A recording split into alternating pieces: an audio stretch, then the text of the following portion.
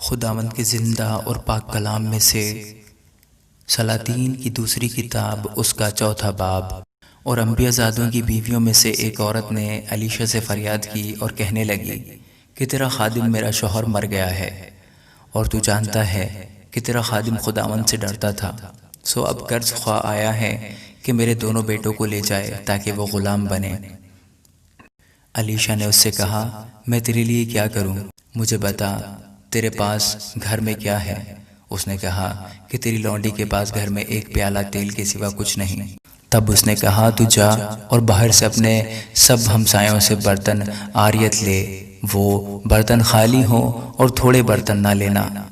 پھر تو اپنے بیٹوں کو ساتھ لے کر اندر جانا اور پیچھے سے دروازہ بند کر لینا، اور ان سب برتنوں میں تیل انڈیلنا، اور جو بھر جائے اسے اٹھا کر الگ رکھنا۔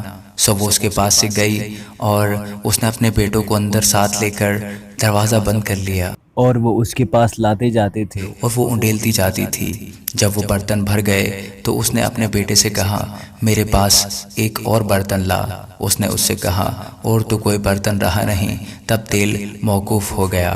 تب اس نے آ کر مرد خدا کو بتایا۔ اس نے کہا، جا تیل بیچ اور قرض ادا کر، اور جو باقی رہے اس سے تو اور تیرے فرزند گزران کریں۔ اور ایک روز ایسا ہوا کہ علیشہ شونیم کو گیا، وہاں ایک دولت مند عورت تھی، اور اس نے اسے روٹی کھانے پر مجبور کیا۔ پھر تو جب کبھی وہ ادھر سے گزرتا روٹی کھانے کے لیے وہیں چلا جاتا تھا۔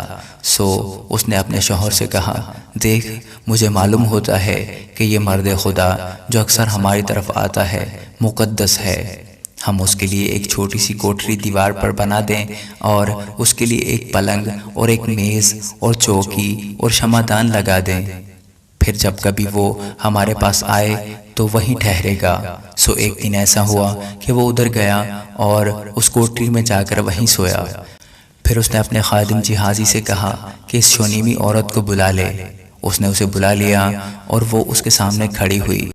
پھر اس نے اپنے خادم سے کہا، تو اس سے پوچھ کہ تو نے جو ہمارے لیے اس قدر فکریں کی، تو تیرے لیے کیا کیا جائے؟ کیا تو چاہتی ہے کہ بادشاہ سے یا فوج کے سردار سے تیری سفارش کی جائے؟ اس نے جواب دیا، میں تو اپنے ہی لوگوں میں رہتی ہوں۔ پھر اس نے کہا، اس کے لیے کیا کیا جائے؟ تب جہازی نے جواب دیا کہ واقعی اس کے کوئی فرزند نہیں، اور اس کا شوہر بڈھا ہے۔ تب اس نے کہا، اسے بلا لے۔ اور جب اس نے اسے بلایا تو وہ دروازہ پر کھڑی ہوئی۔ تب اس نے کہا، موسم بہار میں وقت پورا ہونے پر تیری گود میں بیٹا ہوگا۔ اس نے کہا، نہیں اے میرے مالک، اے مرد خدا، اپنی لونڈی سے جھوٹ نہ کہہ۔ سو وہ عورت حاملہ ہوئی، اور جیسا علیشہ نے اس سے کہا تھا، موسم بہار میں وقت پورا ہونے پر اس کے بیٹا ہوا۔ اور جب وہ لڑکا بڑھا تو ایک دن ایسا ہوا کہ وہ اپنے باپ کے پاس کھیت کاٹنے والوں میں چلا گیا، اور اس نے اپنے باپ سے کہا، ہائے میرا سر، ہائے میرا سر۔ اس نے اپنے خادم سے کہا، اسے اس کی ماں کے پاس لے جا۔ جب اس نے اسے لے کر اس کی ماں کے پاس پہنچا دیا تو وہ اس کے گھٹنوں پر دوپہر تک بیٹھا رہا، اس کے بعد مر گیا۔ تب اس کی ماں نے اوپر جا کر اسے مرد خدا کے پلنگ پر لٹا دیا اور دروازہ بند کر کے باہر گئی، اور اس نے اپنے شوہر سے پکار کر کہا کہ جلد جوانوں میں سے ایک کو اور گدھوں میں سے ایک کو میرے لیے بھیج دے، تاکہ میں مرد خدا کے پاس دوڑ جاؤں اور پھر لوٹ آؤں۔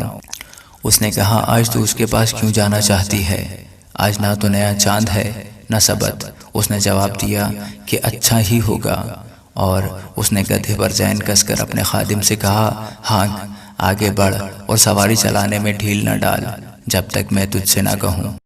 سو وہ چلی اور کوہ کرمل کو مرد خدا کے پاس گئی۔ اس مرد خدا نے دور سے اسے دیکھ کر اپنے خادم جہازی سے کہا، دیکھ ادھر وہ شونیمی عورت ہے، اب ذرا اس کے استقبال کو دوڑ جا اور اس سے پوچھ، کیا تو خیریت سے ہے؟ تیرا شوہر خیریت سے، بچہ خیریت سے ہے؟ اس نے جواب دیا، خیریت ہے۔ اور جب وہ اس پہاڑ پر مرد خدا کے پاس آئی تو اس کے پاؤں پکڑ لیے، اور جہازی اسے ہٹانے کے لیے نزدیک آیا، پر مرد خدا نے کہا کہ اسے چھوڑ دے، کیونکہ اس کا جی پریشان ہے، اور خداوند نے یہ بات مجھ سے چھپائی اور مجھے نہ بتائی۔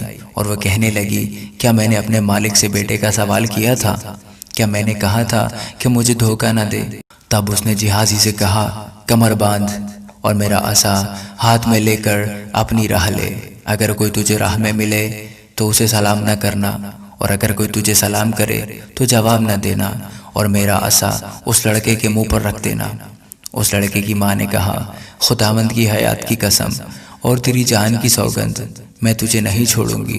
تب وہ اٹھ کر اس کے پیچھے پیچھے چلا، اور جہازی نے ان سے پہلے آ کر عصا کو اس لڑکے کے منہ پر رکھا، پر نہ تو کچھ آواز ہوئی نہ سننا۔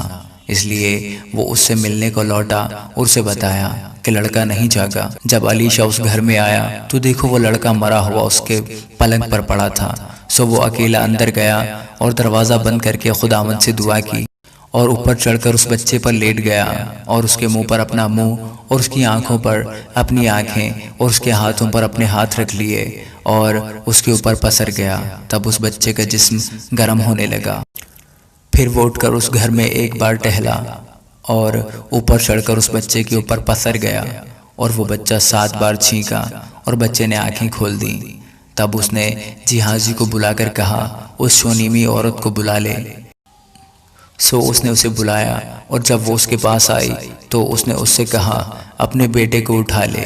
تب وہ اندر جا کر اس کے قدموں پر گری اور زمین پر سرنگوں ہو گئی، پھر اپنے بیٹے کو اٹھا کر باہر چلی گئی۔ اور علیشہ پھر جلجال میں آیا، اور ملک میں کال تھا، اور انبیاء زادے اس کے حضور بیٹھے ہوئے تھے، اور اس نے اپنے خادم سے کہا، بڑی دیگ چڑھا دے، اور ان انبیاء زادوں کے لیے لپسی پکا۔ اور ان میں سے ایک کھیت میں گیا کہ کچھ ترکاری چن لائے، سو اسے کوئی جنگلی لتا مل گئی، اس نے اس میں سے اندرائن توڑ کر دامن بھر لیا، اور لوٹا اور ان کو کاٹ کر لپسی کی دیگ میں ڈال دیا، کیونکہ وہ ان کو پہچانتے نہ تھے۔ چنانچہ انہوں نے ان مردوں کے کھانے کے لیے اس میں سے انڈیلا، اور ایسا ہوا کہ جب وہ اس لپسی میں سے کھانے لگے تو چلا اٹھے اور کہا، اے مرد خدا، دیگ میں موت ہے، اور وہ اس میں سے کھا نہ سکے۔ لیکن اس نے کہا کہ آٹا لاؤ، اور اس نے اسے دیگ میں ڈال دیا، اور کہا کہ ان لوگوں کے لیے انڈیلو تاکہ وہ کھائیں۔ سو دیگ میں کوئی مضر چیز باقی نہ رہی۔ اور بأل سلیسہ سے ایک شخص آیا اور پہلے پھلوں کی روٹیاں، یعنی جو کہ 20 گردے اور اناج کی ہری ہری بالیں مرد خدا کے پاس لایا۔ اس نے کہا، ان لوگوں کو دے دے تاکہ وہ کھائیں۔ اس کے خادم نے کہا، کیا میں اتنے ہی کوسوں آدمیوں کے سامنے رکھ دوں؟ سو اس نے پھر کہا کہ لوگوں کو دے دے تاکہ وہ کھائیں، کیونکہ خداوند یوں فرماتا ہے کہ وہ کھائیں گے اور اس میں سے کچھ چھوڑ بھی دیں گے۔ پس اس نے اسے ان کے آگے رکھا، اور انہوں نے کھایا، اور جیسا خداوند نے فرمایا تھا اس میں سے کچھ چھوڑ بھی دیا۔ آمین۔